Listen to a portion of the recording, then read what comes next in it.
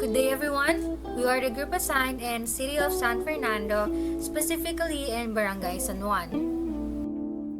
For the profile of the locale, Barangay San Juan Nepomuceno is located at the heart of Pampanga in the city of San Fernando, and as of 2023, the population growth with 5,987 residents, and a significant portion of the barangay lacks the completion of their educational attainment. This factor strongly correlates with the health outcomes experienced in the area, especially when it comes to unhealthy behaviors and the population's food consumption. In Santo Niño Village, Purok 7 of the barangay, San Juan Health Center stands to provide the people with free medical assistance needed by the community members. The health center provides its community members with medicine, check-ups, consultation, and there are also monthly events that benefit the community as a whole. San Juan Health Center is being supervised by the barangay captain, Honorable Clara B. Tolentino, and the community nurse, Miss Christine Avon E. Sanchez. A comprehensive needs assessment conducted in Barangay San Juan, City of San Fernando, Pampanga, spearheaded by Ms. Christine Avon E. Sanchez, highlights the community's healthcare services and identifies critical health challenges and opportunities for improvement. The assessment reveals that Barangay San Juan offers a wide range of healthcare and facility services, from preventative care to acute medical treatment, addressing various needs like immunizations, family planning, maternal and child care, physical fitness programs, health awareness events, vector control, health screenings, waste disposal, health educations in schools, and mental health counseling.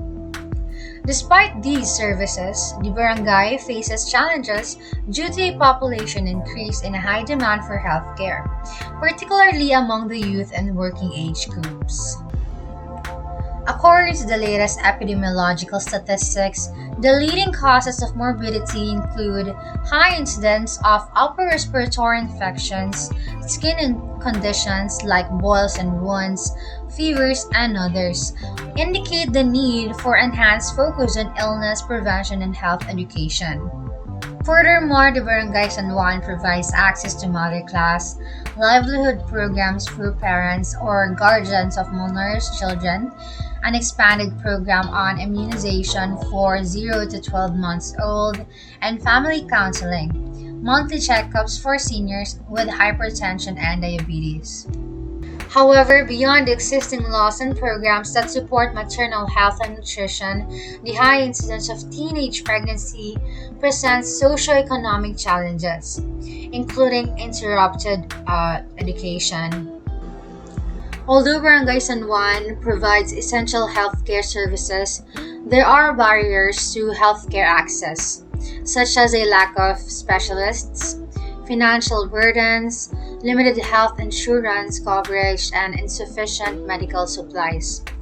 By increasing government funding or giving better incentives for healthcare workers and ensuring that each health center has sufficient qualified personnel, we can improve the healthcare access and quality in Barangay San Juan. Status of the implementation. Owing to the extreme heat conditions and the inability to provide a comfortable venue, we opted for an alternative plan by creating and posting an infographic and an infomercial video on social media, specifically Facebook. Upon posting, the infographic and infomercial successfully garnered significant engagement from the audience. This alternative plan is intentionally designed to be both appealing and informative, ensuring that information about proper sex education and reproductive health are effectively conveyed. Through these efforts, our group was able to educate and inform the target audience about issues that the youth is currently facing. The engaging nature of the content not only captured the audience's attention but also facilitated a deeper understanding of what our group is trying to convey. This alternative program highlights the importance of adaptability and creativity, ensuring that our mission to promote sex education and reproductive health remains impactful regardless of external conditions. Moving on to the results of the impact assessment and conclusion. Once we uploaded the infomercial and infographic as alternative health interventions, People shared our post, which resulted in its widespread distribution. We got a lot of positive feedbacks on our infographic and infomercial. Many have expressed that our infographic has made them aware of the significance of sex education for teenagers. Additionally, it has made them more conscious of the possible effects that they might experience, as well as the problems that some teenagers currently face, such as abortion, lack of education, and limited access to family planning. Furthermore, others have commented on our infomercial and said that it was well done, pointing out that it tackles the significance of safe sex and decision making. Lastly, we observed that our alternative health intervention has had an effect on our target audience, who are adolescents between the age of 18 and 20. We were able to connect with people, educate, and raise awareness through our infomercial and infographic.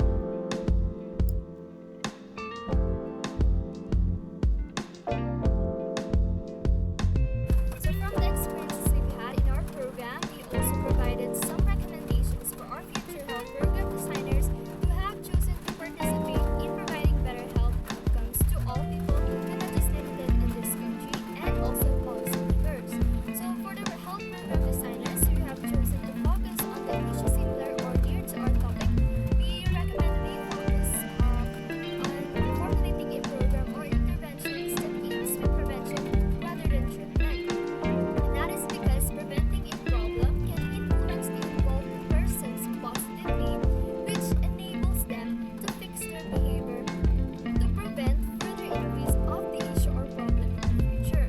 And only treating a problem only resolves the present problems. It does not guarantee effectiveness in the future setting. So in this case, we recommend some prevention interventions which are also scientifically proven to be effective. And there's our education involving abstinence to sex before marriage, counseling, face-to-face seminar, and skill building. So let me explain one by one. So for counseling, this involves in-person and one-on-one talking therapy with someone educated about the issue at hand. And the effectiveness of this setup usually depends on the rate of comfort of an individual to the person who will be. However, despite that, it is still proven to be effective as for counseling kasi you can take a more in-depth talk with the person and then you can also answer questions that can be sensitive for any people to hear and to also empathize with them properly. And as for seminars and skill building naman, this is where the key population learn about the practices needed to change their behavior and prevent further complications. Examples of this would be the use of contraceptives or family planning methods on teenagers, young people, or proper parenthood for young mothers.